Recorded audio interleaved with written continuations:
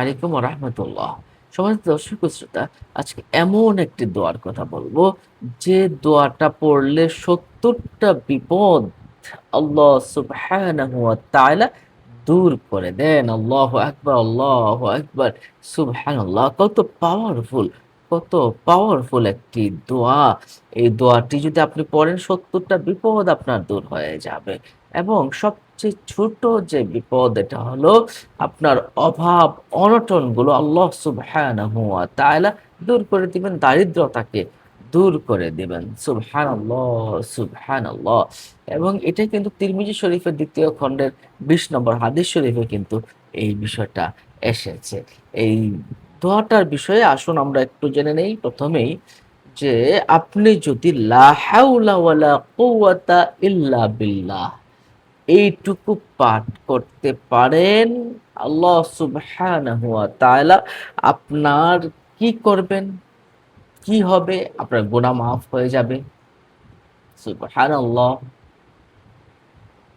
যে ব্যক্তি লা হাওলা ওয়ালা কুওয়াতা ইল্লা বিল্লাহ পড়বে, আমার পেয়ারা নবীজি সাল্লাল্লাহু আলাইহি সাল্লাম বলেছেন যে এটা পড়বে, আল্লাহ সুবহানাহু ওয়া তাআলা তাকে ধন সম্পদ বাড়িয়ে দিবেন। বুখারী শরীফের আরেকটা হাদিস শরীফে এসেছে, ৪,২০২ নম্বর হাদিস শরীফে এসেছে, রাসূল সাল্লাল্লাহু আলাইহি সাল্লাম বলেছেন, যে ব্যক্তি লা হাওলা ওয়ালা কুওয়াতা ইল্লা বিল্লাহ পড়ে, তা জান্নাতের ধনসমূহের মধ্যে একটি। জান্নাতের ধন সম্পদের মধ্য হতে একটি হলো লা হাওলা ওয়ালা কুওয়াতা ইল্লা বিল্লাহ। পড়লে কি হয়? গুনাহ মাফ হয়, মানসিক শান্তি পাওয়া যায়, মনের ভিতরে ভয় উদ্বেগ দূর হয়ে যায়, চিন্তা দূর হয়ে যায়, এবং এটা জান্নাতের পথ হয়। এবং শয়তান এবং বদ নজর থেকে আপনাকে হেফাজত করে, জিন পরি থেকে হেফাজত করে। তিরমিজি শরীফের ৩,৩৭১ নম্বর হাদিস শরীফে এই বিষয়টা এসেছে, আপনাকে সুরক্ষা প্রদান করে। এবং কঠিন পরিস্থিতিতে পড়ে গেছেন, আপনি এটা পড়লে মানসিক শক্তি বৃদ্ধি পাবে। আপনি যে কোনো কাজ শুরু করছেন, পড়ুন, আপনার কাজ সহজ হয়ে যাবে, সুন্দর হয়ে যাবে। সকাল সকাল বেলায় আপনি পড়তে পারেন, সম্পদ বেড়ে যাবে। নামাজের পরে আপনি পড়ুন, আপনি সার্বিকভাবে নিরাপদে থাকতে পারবেন ইনশাআল্লাহ। এবারে আসুন আমরা ওই আমলটা জেনে নেই, যে আমলটা করলে ৭০ টা বিপদ দূর হয়ে যায়। এই দোয়াটা, এটা কিভাবে পড়বেন? এই দোয়াটাই পড়বেন, তবে এই সিস্টেমে পড়বেন। লা হাওলা ওয়ালা কুওয়াতা ইল্লা বিল্লাহ ওয়ালা মালজাআ ওয়ালা মানজাআ মিনাল্লাহি ইল্লা ইলাইহি।